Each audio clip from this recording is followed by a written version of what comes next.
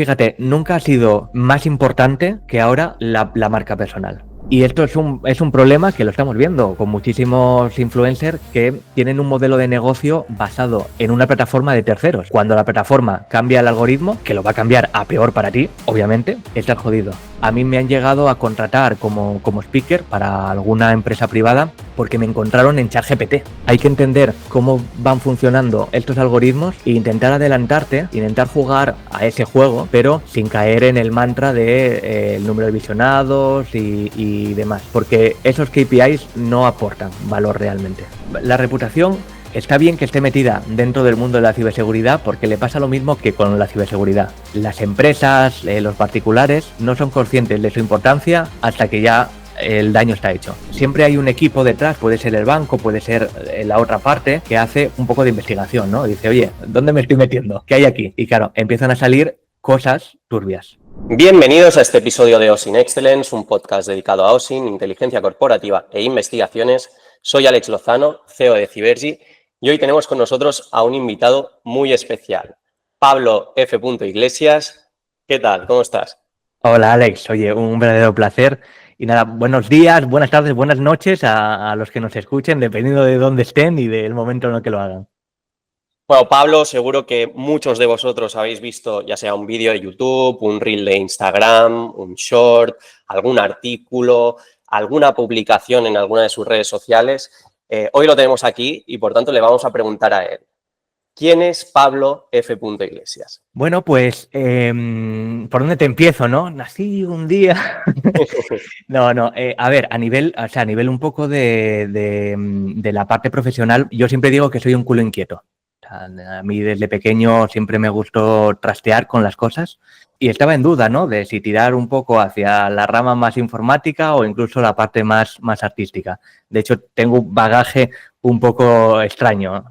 Cuando comento que, por ejemplo, o sea, yo soy licenciado, la licenciatura que terminé, soy licenciado en Bellas Artes. Una cosa que dice la gente, ¿cómo? ¿Qué?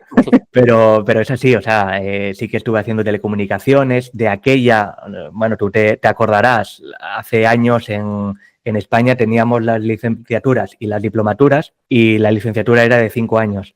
Entonces yo entré en telecomunicaciones, me aburrí como una ostra, mira que me gustaban las matemáticas, pero era todo matemáticas, no había casi, o sea, no había aplicación directa. Y siempre cuento la anécdota de en el tercer año tuvimos una asignatura que era Java. Digo yo, hombre, por fin voy a tocar un ordenador, o sea, menos mal. Y no era, o sea, lo llamaban Java, pero era optimización de algoritmos y era con lápiz y papel. O sea, tampoco tocábamos ordenador.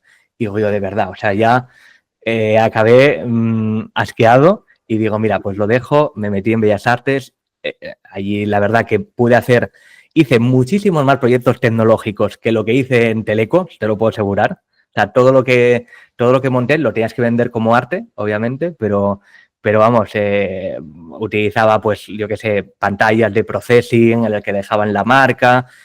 Mi proyecto fin de carrera era una instalación artística, pero era unos sistemas de Arduino que imitaban como si fuera un bebé y lo que querían era que en el espacio el bebé siempre quería que hubiera alguien y si no empezaba a molestar. Se encendían los ojos, empezaba a mover los brazos, etcétera, etcétera. O sea, hice un mogollón de proyectos muy chulos de tecnología. Mientras tanto, sí me metí y saqué la FP superior de informática por las tardes porque no quería perder la parte puramente tecnológica. En Bellas Artes, como es normal, lo que me valoraban no era la técnica, o sea, no era la parte de programación, sino la parte artística. Y luego, pues bueno, estuve haciendo diferentes másters, un MBA, también un tema de ciberseguridad industrial. Y desde entonces, pues me he ido formando. Entonces, mi interés, como ves, está como muy dividido en diferentes temáticas y siempre, pues el hilo conductor siempre ha sido el mundo del hacking, ¿no? O sea, a mí me gusta coger algo y ver hacia dónde se puede llevar, o sea, pensar un poco fuera de la caja. Esto es verdad que, bueno, por la época en la que hemos nacido, la informática te lo da, pero vaya, que siempre digo que un hacker, o sea, un cocinero puede ser un hacker, un albañil puede ser un hacker. O sea, cualquiera que tenga esa vocación, ¿no?, por llevar lo que esté haciendo a otro nivel, creo que tiene esa misma filosofía. Entonces, pues de ahí, del mundo de los videojuegos, el no tener recursos suficientes en la familia para poder comprarme los juegos que quería comprar y aprender a hacer cosas que quizás ahora se pueden decir porque ya han prescrito, fui poco a poco metiéndome en este mundo de la ciberseguridad. Por otro lado, ya desde cuando estaba estudiando la segunda carrera, abrí mi página web, pabloiglesias.com, y básicamente nació como un diario en el que iba contando lo que iba aprendiendo. Yo tengo muchos fallos y uno de ellos es que mi memoria, o sea, soy como Dory, o sea, tengo una memoria de pez. Entonces, realmente es así, o sea, Pablo Iglesias nació como un lugar, un repositorio en el que ir poniendo lo que iba aprendiendo para luego revisarlo y decir, oye, esto me suena que ya hablé sobre ello, voy a echarle un vistazo. Y vi que me gustaba muchísimo el enseñar a la gente, el ir compartiendo. Y desde entonces, bueno, ya hace más de, no sé si harán 15 años o así, pues he ido generando contenido. En esta página en particular ya hay más de 4.000 artículos publicados. Y después, pues desde hace 2 años empecé también con el podcast, un video podcast que se llama Enclave Digital. Tengo también otro podcast colaborativo con Nicky Ábalos, que es Cosas de Hackers, que es bueno, bastante conocido en el mundo de la ciberseguridad. Y la parte profesional es que pues acabé montando mi consultora de reputación online, que es la rama un poco que nos diferencia, ¿no? Dentro de la ciberseguridad, la seguridad de la información, y dentro de la seguridad de la información, pues la ciberseguridad. Más otros proyectos que, bueno, que si quieres te cuento un poco más adelante. Muy bien. El tema de la rama más profesional luego la comentaremos en detalle. Vamos a hablar de la creación de contenido y de tu marca personal, porque yo creo que en el panorama español tú eres una de las caras que ha sabido llevar mejor todo lo que es la creación de contenido, que tiene más contenido, como dices, 4.000 artículos, y que tiene ese ecosistema de plataformas online mejor montado. Desde este punto de vista, ¿cómo es eso? O sea, porque hay gente, ahora es una palabra que está muy de moda, pero ¿cómo te conviertes, cómo creces tu marca personal, te conviertes en un creador de contenido y cómo es ese día a día? Y relacionado también con el tema del hacking y de la ciberseguridad. Bueno, no sé si es algo positivo o negativo que tengo, es que me empeño en algo y soy capaz de estar abstraído y únicamente centrado en ese tema. Entonces, yo cuando cojo una rutina la tengo que cumplir. Si no, me empieza a salir urticaria y no puedo. Y viene un poco de ahí. O sea, me propuse en su momento publicar un artículo diario y eso lo he seguido haciendo pues todos estos años. Con matices, porque ahora, claro, ya no solo está Pablo Iglesias como blog, también tenemos Cyberbrainers, ha ido naciendo otra serie de proyectos, como te decía, del podcast. Tengo 2 newsletters, está una pública y otra privada que pertenece a un club, que es un sistema de micromecenazgo, básicamente. Entonces, yo te puedo decir cómo es mi día a día, ¿no? O mi semana. Le dedico mucho tiempo a la generación de contenido, más del que me gusta reconocer.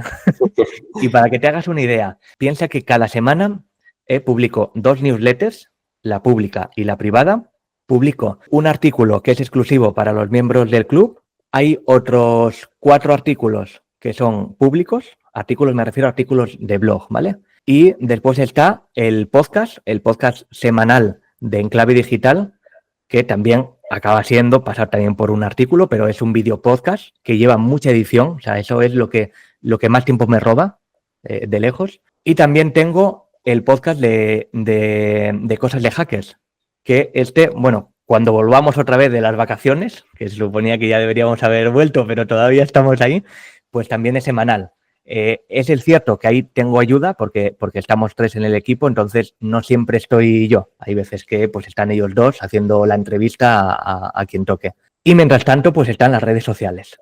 Claro, ¿en qué se traduce esto a nivel de tiempo operativo, ¿no? de trabajo? Primero, todo lo que es las ideas de generar contenido, eso yo lo hago más o menos en el día a día porque consumo muchísima información. Yo soy de los viejos que utilizan las RSS, las antiguas. Tengo, no sé si son como 400, 500 fuentes diferentes. Voy añadiendo, voy quitando cuando la gente deja de publicar o ya muere directamente. Y entonces, en mis ratos libres leo mucho contenido.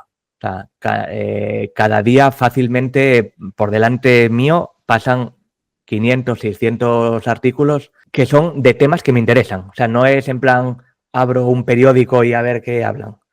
Yo ya lo tengo segmentado por categorías. De ahí saco las ideas, me las guardo con alguna herramienta y cuando tengo tiempo voy creando el contenido. Lo normal es que el contenido de la semana lo preparo un día, que va cambiando. Normalmente suele ser el jueves, pero a veces pues miércoles, martes, según como pueda. Ese día prácticamente está perdido en generación de contenido. Piensa que tengo que preparar las dos newsletters, tengo que preparar pues los artículos, tengo que grabar el podcast, hay que editarlo, o sea, etcétera, etcétera. El resto de la semana van saliendo temas. Y te pongo un ejemplo. Ahora mismo tú me estás haciendo una entrevista. Yo, con todas las entrevistas que hago, lo que hago es también generar un contenido, un artículo en el blog a modo de descripción. Oye, pues mira, estuve con Alex y estuvimos hablando de estos temas. Y así pongo después el enlace para que se pueda ver si hay vídeo o si es sonido, pues que se escuche en Spotify o donde sea. Entonces, eso sí que lo voy haciendo generalmente en el día a día.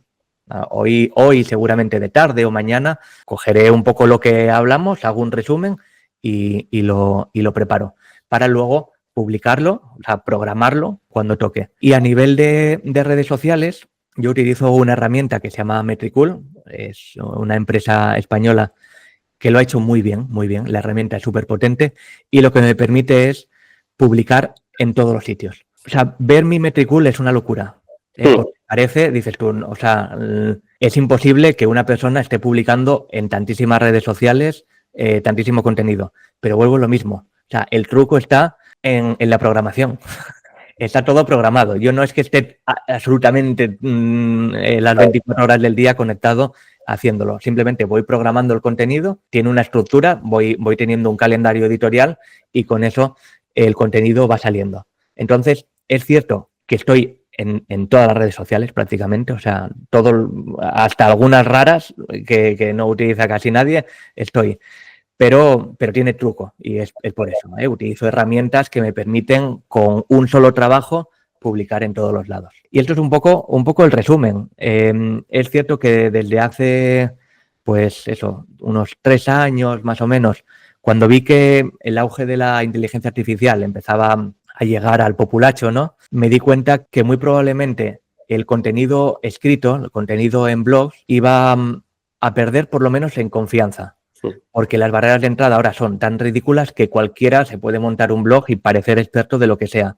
Claro. Entonces, yo me sentía muy cómodo escribiendo, pero digo, mira, tengo que empezar a hacer vídeo, que acabará llegando. O sea, ya sabes que ahora es fácil hacerse un avatar digital y que parezca que estás hablando tú y demás. Pero bueno, todavía a lo mejor un par de añitos más nos quedan para diferenciarnos. Claro. Y es por eso por lo que todo el contenido, todos los artículos van siempre con un reel. Vamos a profundizar un poco en este tema. ¿Qué tipo de contenido, ahora que aparece la inteligencia artificial, crees que es el más diferenciante o el más útil para el público en el ámbito ciberseguridad, inteligencia, reputación, etcétera? A ver, yo creo que, fíjate, nunca ha sido más importante que ahora la marca personal. Porque ves que están saliendo muchos nuevos influencers, ¿no? Que al final no se diferencian. Porque al final el contenido lo está haciendo la IA y ellos simplemente, pues a lo mejor, si es en vídeo, pues lo locutan.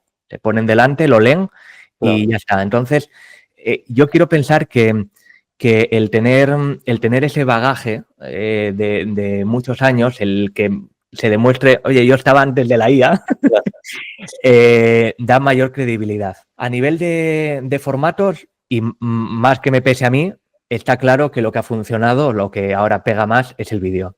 Y digo que más que me pese porque creo que no es un tipo de formato estructurado. No es un formato... O sea, está genial para muchos temas, pero tiene un problema y es que tú eso no lo puedes estructurar dentro de un plan de formación propio. O sea, al final la palabra escrita va a tener mucha vigencia, siempre va a tener más vigencia que algo en vídeo y siempre va a ser mucho más profundo. ¿Qué pasa?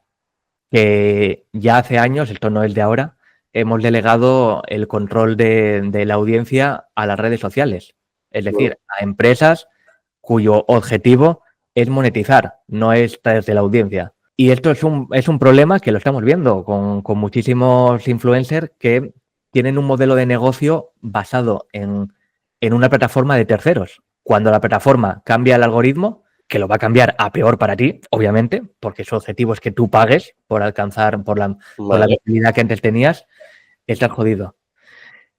Pero son las reglas del juego. O sea, yo hubo mucho tiempo que yo no quería estar en redes sociales porque valoro mucho la privacidad y creo que las redes sociales han tenido cosas muy buenas, pero también han generado un caldo de cultivo complejo si no lo sabes utilizar bien. Pero pues nos ha tocado vivir en este momento en el que si no tienes redes sociales, pues nadie te va a leer. Yo he visto mucha diferencia, por ejemplo, en la página web. Hace años llegué a tener, pues a lo mejor 5 o 6 veces más de visitas mensuales que a día de hoy. Es lo que hay, es que es como funciona. Hace poco publiqué un capítulo del podcast de Enclave Digital en el que hablaba cómo el SEO, el posicionamiento en buscadores, tal y como funcionaba, ya no es útil y ya no te atrae ese tráfico de la misma manera, porque la gente cada vez está utilizando menos los buscadores, está utilizando más los asistentes. Pero como igualmente, entendiendo el ecosistema que se ha montado, como quizás debemos escribir más también para los algoritmos y que, como me ha pasado y contaba en el episodio, a mí me han llegado a contratar como speaker para alguna empresa privada porque me encontraron en ChatGPT. O a Ciberbrainers, pues varias víctimas de fraudes con criptomonedas, que es más lo que nos está llegando, pues nos contactaron porque es que yo entré en el WhatsApp y le pregunté a Meta y Meta me dijo que vosotros erais la empresa líder. Pues claro, eso es SEO. No es para buscadores, pero sigue siendo posicionamiento y eso te lo da el contenido. Así que aunque ahora la audiencia es cada vez menor, el negocio sigue estando ahí, sigue estando en generar contenido. Y eso no creo que lo vaya a cambiar.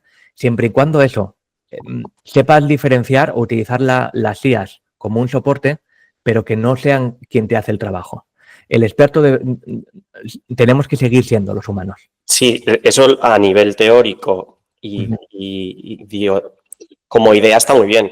Claro, pero ahora lo que vivimos, que lo has mencionado, es una pandemia de que todo el mundo tiene acceso a muchísima información muy técnica y que la están compartiendo sin el mínimo nivel de edición, sino copy-paste tal cual, a la red social. ¿Cómo crees que, como experto en redes sociales, va a evolucionar esto?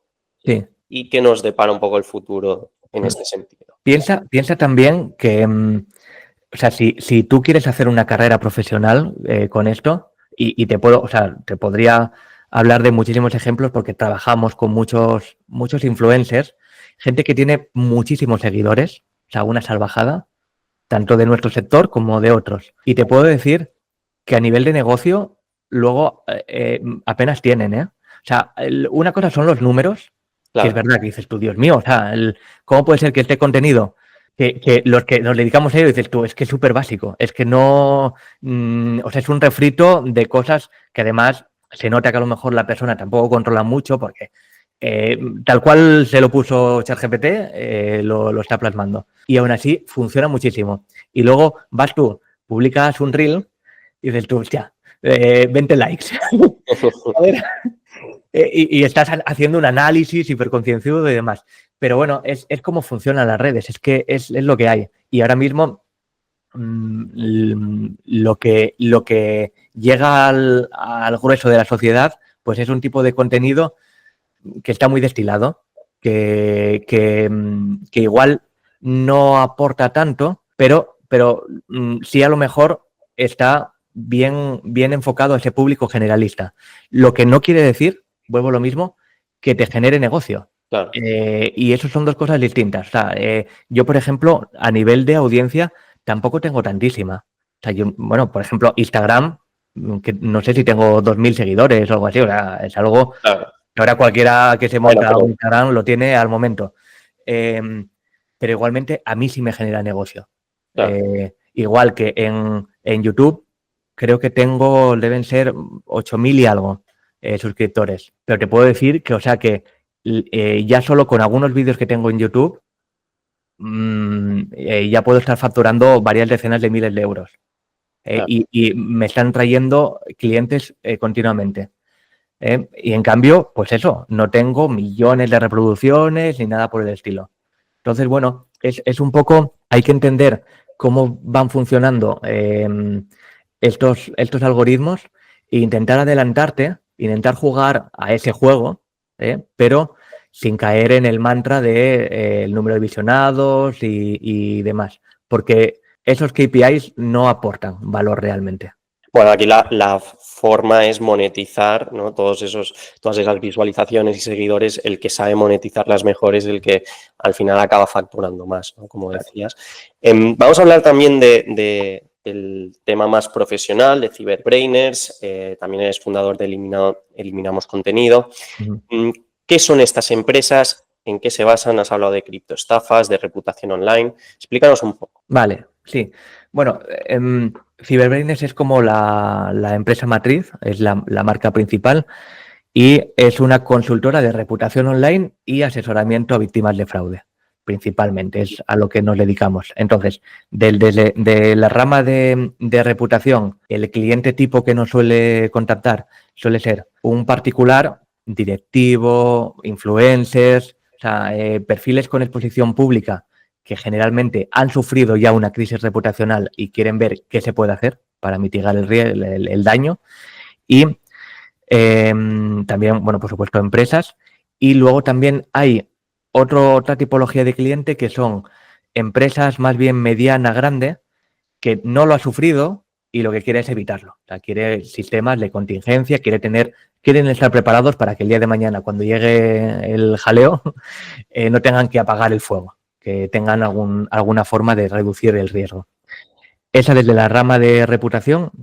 Desde la rama más de asesoramiento a víctimas, lo que te contaba, principalmente son muchas campañas de phishing que involucra pues pagos de alguna manera. Desde hace cosa de un año y algo, como yo también estoy metido mucho dentro del mundo cripto, Bitcoin, pues nos han empezado a llegar sobre todo mucho pues con criptoestafas.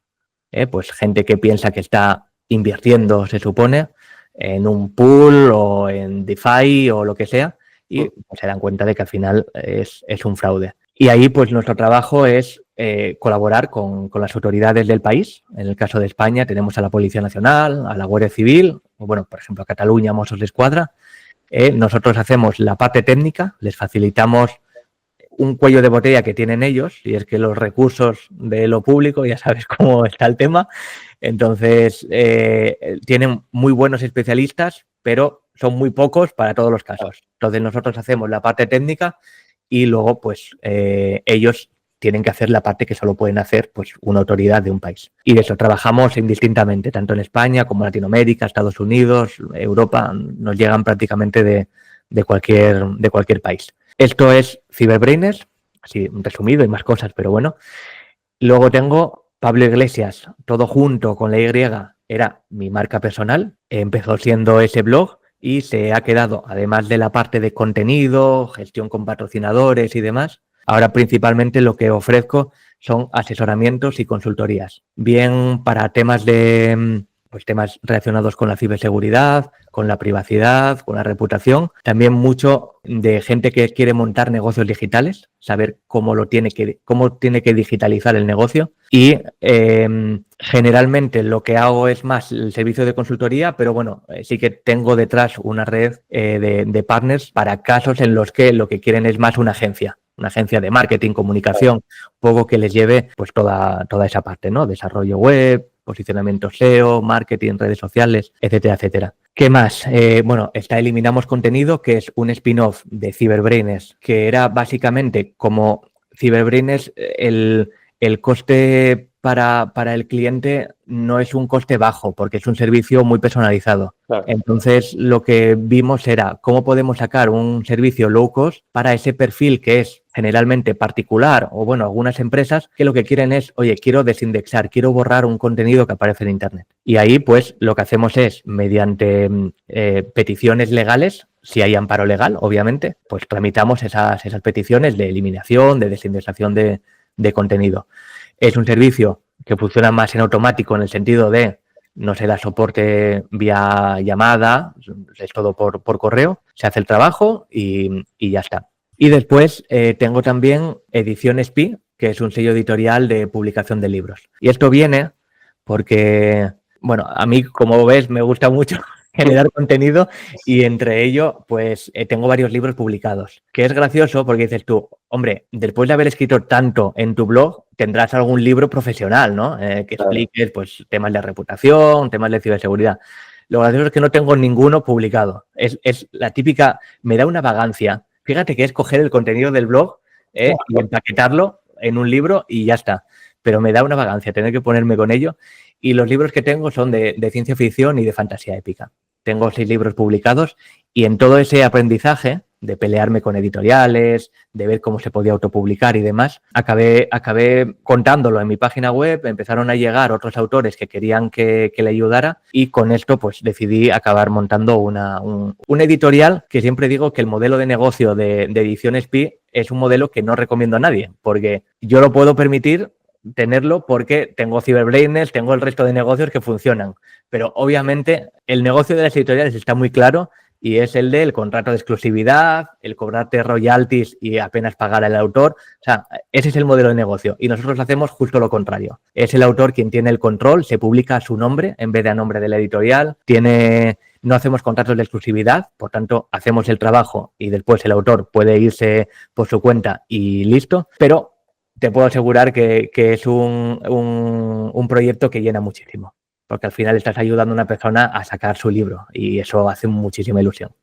A lo mejor hay algún oyente que está interesado en sacar un libro o yo mismo.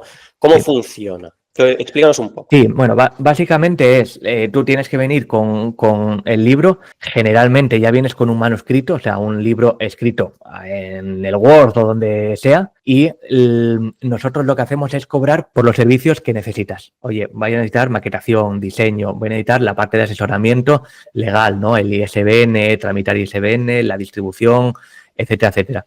Cobramos por esos servicios, te hacemos todo el trabajo, pero el libro, a no ser algunos casos muy puntuales que lo piden, por ejemplo, hemos tenido, te pongo un caso de un autor nuestro que es cubano. Entonces, bueno, ya sabes cómo está Cuba con todo lo que es la propiedad privada y, por ejemplo, en su caso, pues sí que lo publica la editorial.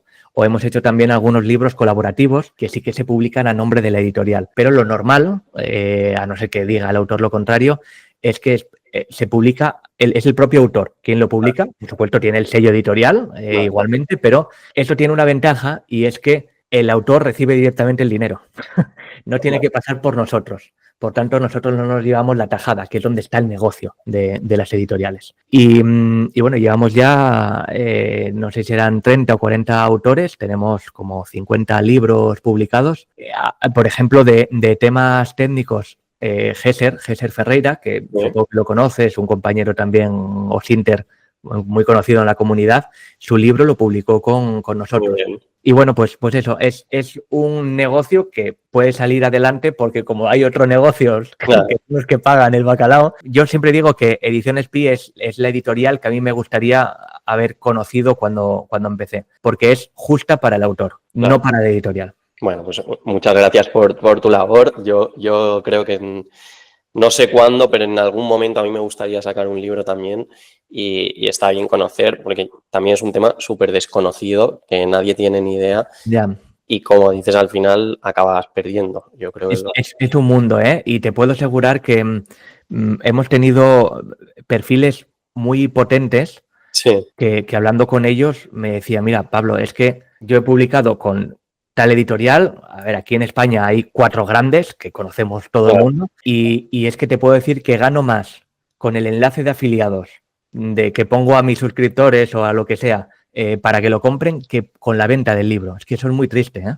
Claro. Piensa que por lo general el autor en las editoriales normales suele llevarse entre el 5 y a lo mejor el 15% como máximo del beneficio de la obra. O sea, quitando tanto impuestos como la propia, pues, la producción del libro en papel y todo demás. O sea, estamos hablando de céntimos por cada libro. Una miseria. Claro, entonces, o vendes millones Mm. o directamente es que no ves dinero. Hablamos ahora de otra línea principal de negocio, que es el tema de la reputación online. Ujú.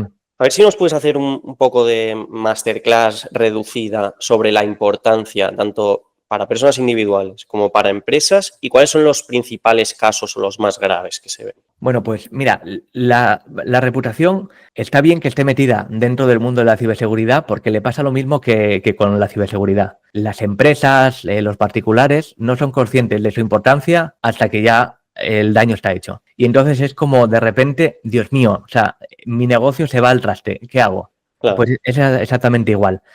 Una crisis reputacional mal gestionada puede directamente hacer cerrar una empresa. Y lo estamos viendo continuamente. Entonces, hay que ser consciente. Yo te pongo, mira, ejemplos. Trabajamos mucho con el sector de la construcción, con el sector turístico. La mayoría de las veces se dan cuenta de los problemas cuando tienen que buscar financiación o cuando están en un proceso de adquisición de otra empresa o de fusión. Porque claro, en esos momentos siempre hay un equipo detrás, puede ser el banco, puede ser la otra parte, que hace un poco de investigación, ¿no? Dice, oye, ¿dónde me estoy metiendo? ¿Qué hay aquí? Y claro, empiezan a salir cosas turbias. Y estamos hablando a lo mejor de miles de millones, como pasa muchas veces con el sector del turismo. Claro, todo lo que sean adquisiciones de diferentes hoteles es mucho dinero. Y se quedan congeladas totalmente. Claro. Por no haber gestionado esto. Entonces, claro, yo la recomendación que siempre hago es no esperes a que venga el problema. Toma acción ya. Y una de las mejores herramientas que tenemos para mitigar el riesgo reputacional es hacer un trabajo de presencia digital. Es hacer, pues es lo mismo que estás haciendo tú, que hago yo, el generar contenido continuamente, el tener diferentes perfiles en redes sociales activos. Todo eso minimiza que el día de mañana, cuando algo pase, esto se posicione lo primero y sea lo único que ve pues un potencial cliente o un comprador o lo que sea.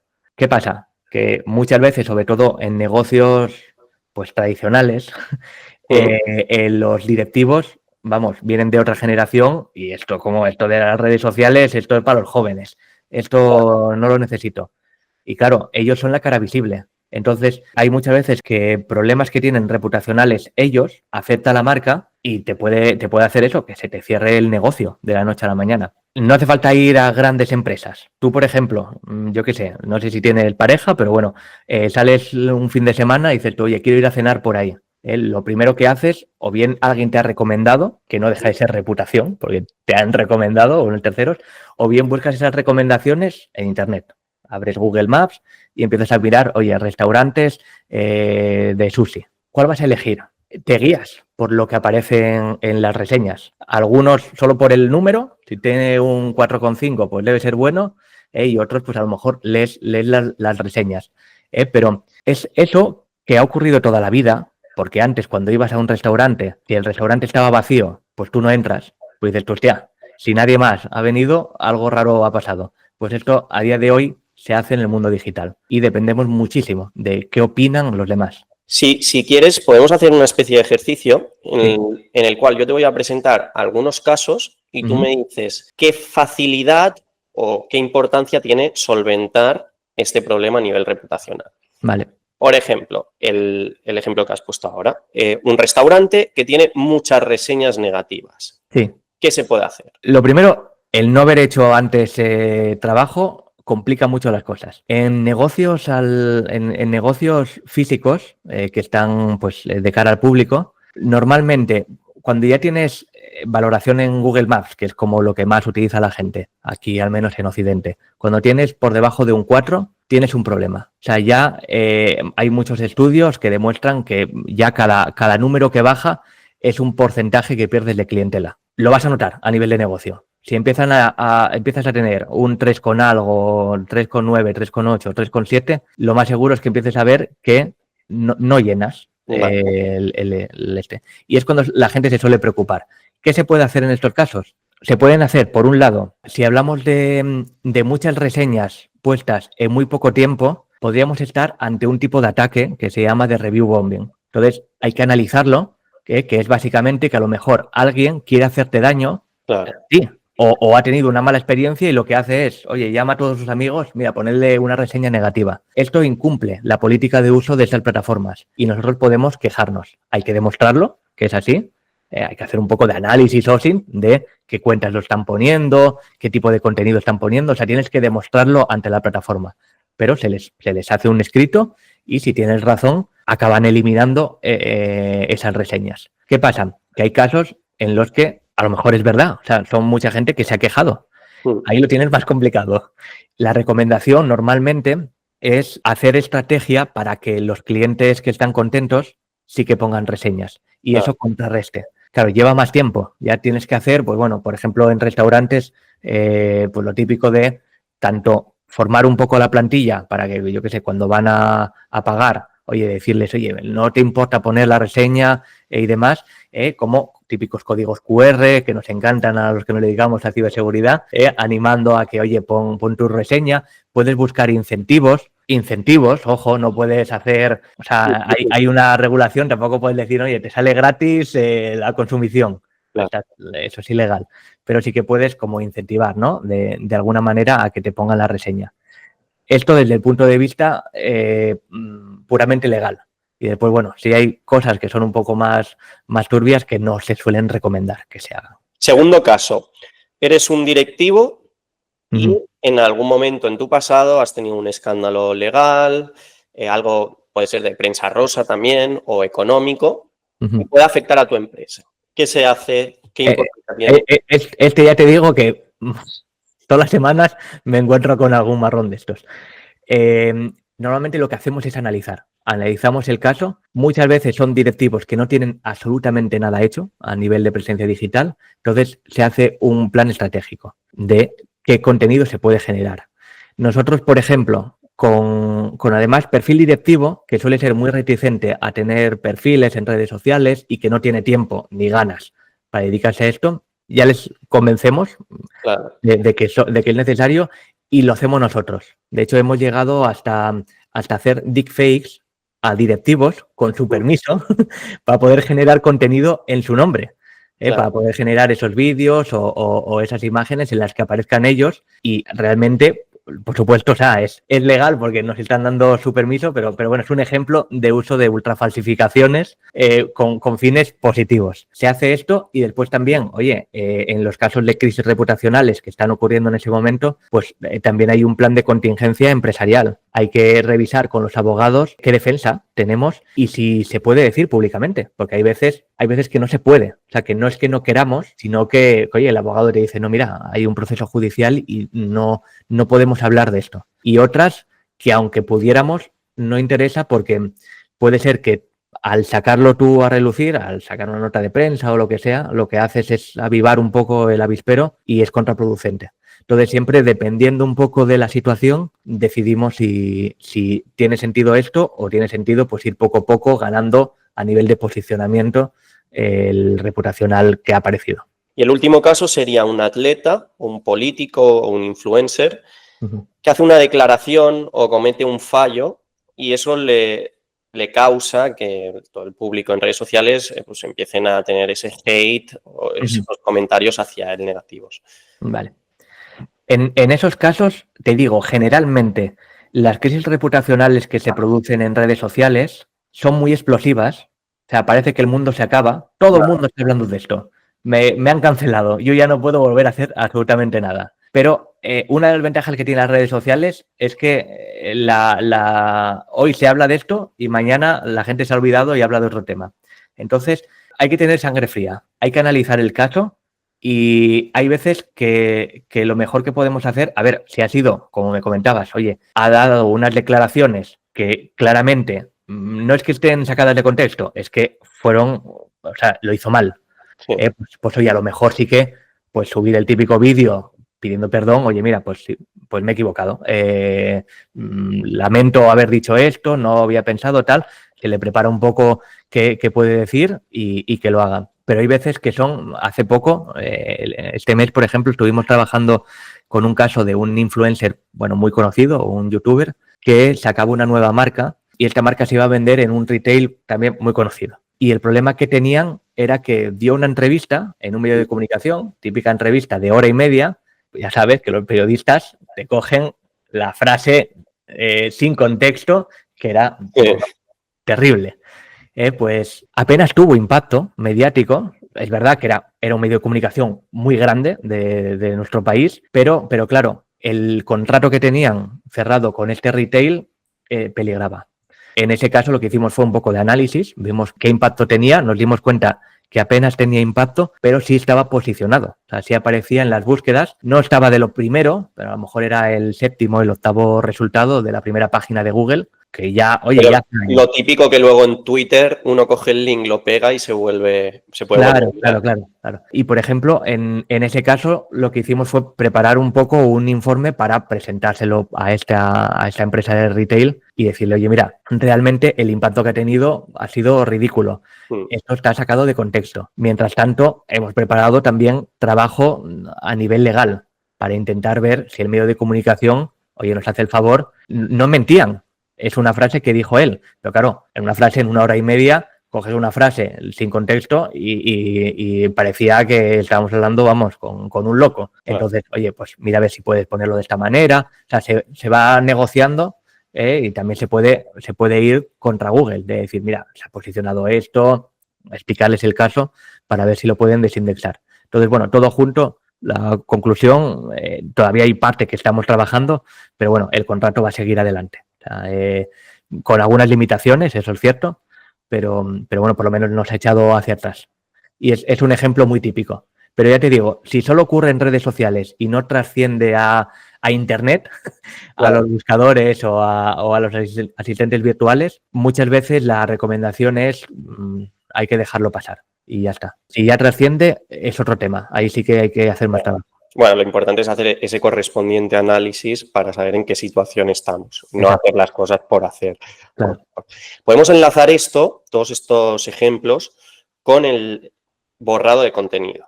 ¿Qué ejemplos se demandan más y si todo es posible? Porque yo creo que las personas, el público general, tampoco entiende qué posibilidades tenemos. Respondiendo a tu segunda pregunta, no todo es posible. Afortunadamente, o sea, en Europa tenemos lo que se llama el derecho al olvido, que es un derecho que debe proteger a la gente que ha sido víctima, pero no debe proteger a la gente que ha sido culpable. Claro. Tú imagínate si no, o sea, tendríamos políticos que están borrando contenido continuamente de Internet.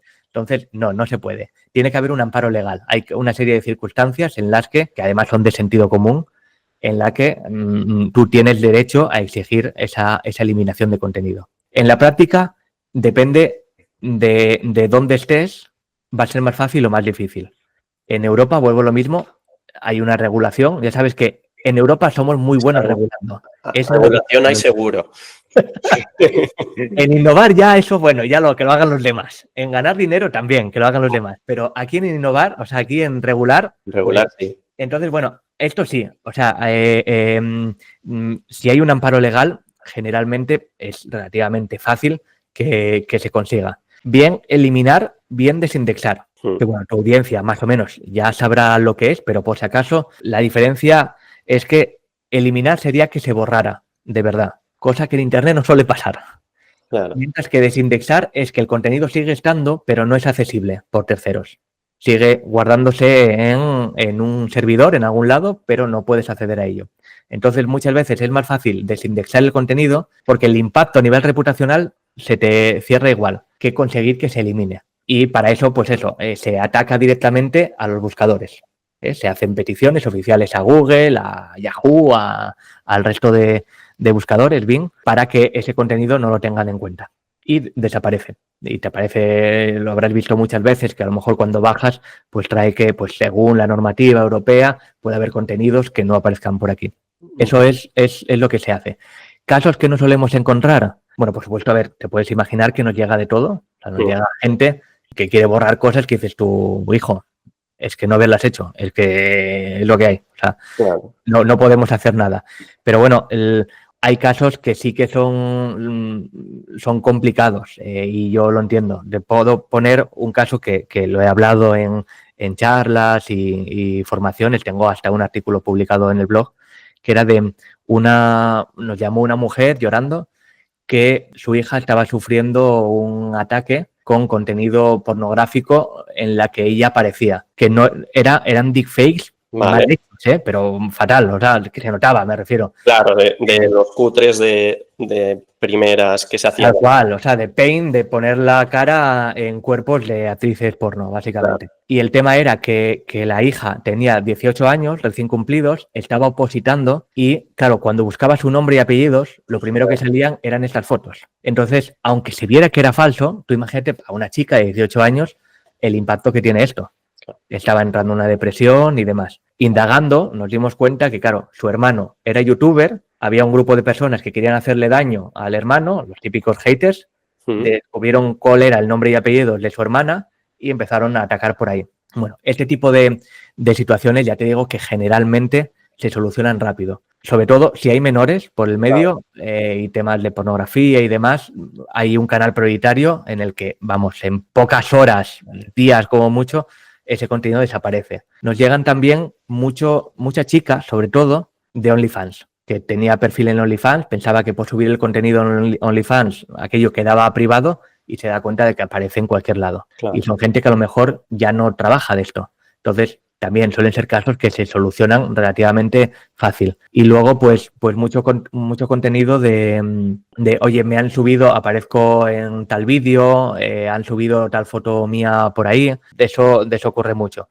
De medios de comunicación, cuando hay medios de comunicación por el medio, son los más complejos. Claro. Porque medios de comunicación se amparan en el derecho a la información. Entonces, ahí hay que ver si de verdad están mintiendo. Pues bueno, hay también medios de comunicación que se inventan las noticias directamente, pero claro, si hay una parte de verdad, son complicados de solucionar. Y muchas veces ahí, aunque lo intentemos, ya le decimos al cliente que no hay garantías y que a lo mejor lo que sí que necesita es un trabajo de presencia digital, un trabajo más de posicionamiento SEO para que el contenido reputacional positivo se posicione por encima de ese negativo. Entonces, bueno, depende un poco del caso. Analizamos cada uno por separado y dependiendo de lo que veamos. Bueno, por ejemplo, también algo que nos llega mucho son personas fallecidas, los familiares que nos contactan, oye, mira, este contenido quiero que ya no esté y demás. También son casos que se solucionan fácil. Vamos a hablar ya casi para acabar hay dos temáticas principales que son Vox Populi hoy en día, que son la inteligencia artificial y las criptomonedas. Vale. Como todo el mundo habla de la inteligencia artificial, vamos a hablar de lo segundo, que son las criptomonedas. Vale. ¿Qué debemos saber? ¿Qué tipo de investigaciones también se pueden llevar a cabo? ¿Y cómo está evolucionando este sector?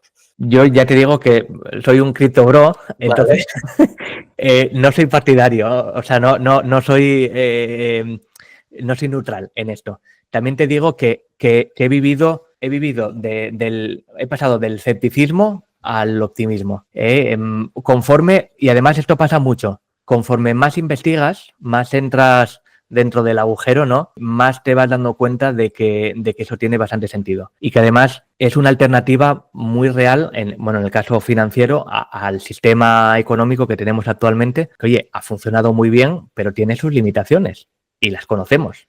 Ya sabes que tu dinero y el mío cada año pierde un 2, un 3% de valor. Esto es básicamente que nos están robando por cómo funciona. Hay una devaluación que es una devaluación artificial de la moneda. Ya hace mucho tiempo que la moneda no está asociada a un valor tangible como fue el patrón oro en su momento, o la plata o lo que fuera en cada país. A día de hoy tú lo que tienes es un papelito que te dice que el gobierno te da tanto por ese papelito, pero el gobierno va poco a poco bajándole, o en este caso, pues los bancos centrales. Pues de repente surge el mundo de las criptomonedas, ¿no? Con Bitcoin a la vanguardia. Y Bitcoin da una cosa que me parece que es increíble, y es que no sabemos quién está detrás. Ese tal Satoshi puede ser una persona, pueden ser varias, podría estar muerto, podría no existir, o sea, no sabemos nada. Y esto te parece una tontería, pero esto da mucha mayor confianza. ¿Por qué?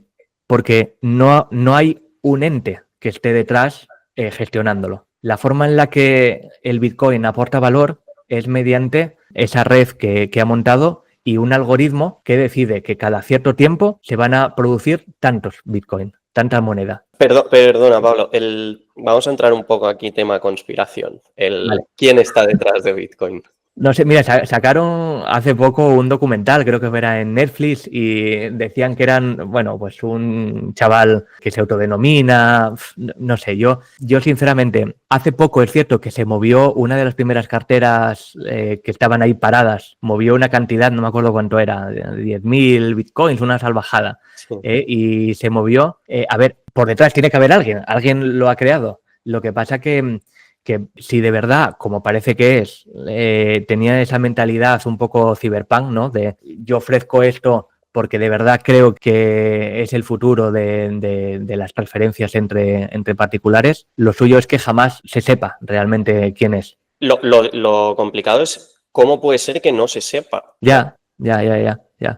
Bueno, porque entiendo que quien esté detrás o quienes estén detrás lo pensaron bien. O sea, no es algo que naciera en plan, oye, pues lo montamos unos colegas y además que lo han hecho no buscando el negocio directo, que lo fácil hubiera sido lo contrario. De hecho, pues el resto de criptomonedas que hay, pues detrás siempre hay una empresa, alguien que sabes que es quien maneja los hilos. En este caso, pues hicieron algo que realmente podría ser una de las mayores innovaciones, pues a nivel del descubrimiento del fuego. Suena loco, pero es así. Piensa que ahora mismo cualquier persona, o sea, yo con una cartera de Bitcoin, de la que yo sea autocustodia, me puedo ir a otro país y nadie me puede robar.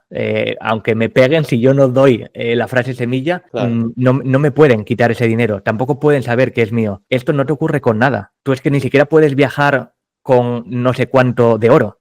Claro. Ni dinero, o sea, no puedes llevar dinero físico. Hay cantidades máximas para viajes. El banco, el dinero que tenemos en el banco son unos y ceros. Eso mañana te lo pueden embargar y te has quedado sin ello. Por tanto, es cierto que Bitcoin ofrece de repente una alternativa en el que el control, para bien y para mal, porque la custodia la tienes que custodiar y eso conlleva unos sacrificios, pero el control depende de ti. Y además, blockchain, la red de bloques, es auditable y pública por cualquiera, de tal manera que si nosotros dos nos ponemos de acuerdo, tenemos unos nodos y decimos, oye, ya sabes tú que vamos a intentar robar tanto dinero de tal cartera. Nosotros lo podemos hacer, escribimos en nuestro nodo que esta transferencia se hizo, pero como tiene que haber un consenso entre todos los nodos, en la práctica iba a saltar las alarmas y van a decir, no, pues esto está adulterado y no funciona. No dependemos, por tanto, de un sistema centralizado como funciona en el resto de la economía. Vuelvo a lo mismo que esto es, con Bitcoin yo diferencio mucho Bitcoin del resto de criptomonedas y del resto de tokens. Entonces, Bitcoin es algo que, no sé, Dios bajó y nos lo cedió. Después tenemos otras cosas como Ethereum, que sí que hay una empresa detrás, pero ha creado un ecosistema que es también muy interesante. O Solana, o sea, hay algunas criptomonedas que dices tú, oye, aportan un valor, su valor no es solo el protocolo, sino es el ecosistema que son capaces de generar. Y después están los tokens, que los tokens ya es otro mundo. Hay tokens y tokens. Se han puesto mucho de moda últimamente los meme coins, ¿no? Sí. Donald Trump, pues de repente le da por sacar una moneda. Estaba preparando la semana pasada, estaba preparando un episodio que publicaré el mes que viene en el podcast, en el que hablo del token de Cristiano Ronaldo, que se hizo ahora en septiembre, estuvo como muy en boca y se descubrió que era un fraude, porque es que los tokens realmente por detrás no hay nada. O sea, están utilizando una red de terceros, una red de Ethereum, otra red de Bitcoin, de lo que sea, y tú lo que haces es confiar en que quienes estén detrás hagan las cosas correctas y el valor viene dado por la propia comunidad. pero es un intangible. Es exactamente como confiar en el euro o en el dólar. Es así. Claro, y en el momento en que se hace una criptoestafa o hay algún problema en relación normalmente a estos tokens que no se sabe muy bien la procedencia, ¿qué es lo que se investiga o tenemos capacidad de investigar? Sí, te comentaba antes que la red blockchain es una red pública y auditable por cualquiera. Entonces, tú, si tienes los conocimientos técnicos, tú puedes ir analizando qué movimientos hubo de transacciones. Aquí, bueno, hay que diferenciar, comentabas con criptoestafas, con tokens. Eso es un tema aparte porque muchas veces los tokens son tokens falsos. Entonces, ahí no hay mucho, o sea, se puede hacer investigación, pero es más para descubrir ¿Quién hay detrás? quién se llevó el pastel. Vale. Que suele ser generalmente el creador, los insiders, que son gente de alrededor del creador que saben cuándo van a hacer la mecánica típica de criptoestafa, es lo que llaman el rug pull, que es sacamos un token, la gente mete dinero y justo nada más que meten, los 4 que tienen montado la estafa transforman todo ese valor y tú te quedas con muchas monedas que no valen nada. Eso es básicamente. Claro. Entonces, en esos casos, no hay que hacer tanto la trazabilidad de hacia dónde se movió el dinero, como saber, oye, quién ha vendido de repente muy rápido y a ver qué relaciones puedes sacar con otras carteras. Pero los fraudes que más nos encontramos son fraudes con monedas, vamos a decir, más reales. Con USDT, que es un stablecoin, es una moneda asociada al valor del USD, del dólar norteamericano, o con Bitcoin o con Ethereum. Y ahí lo que hacen, claro, lo que te están ofreciendo en teoría es que tú estás invirtiendo. Invierto en tal sitio, cuando realmente lo que estás haciendo es dándole dinero a alguien que es una cartera fría. ¿Qué se hace en esos casos? Pues se hace la trazabilidad.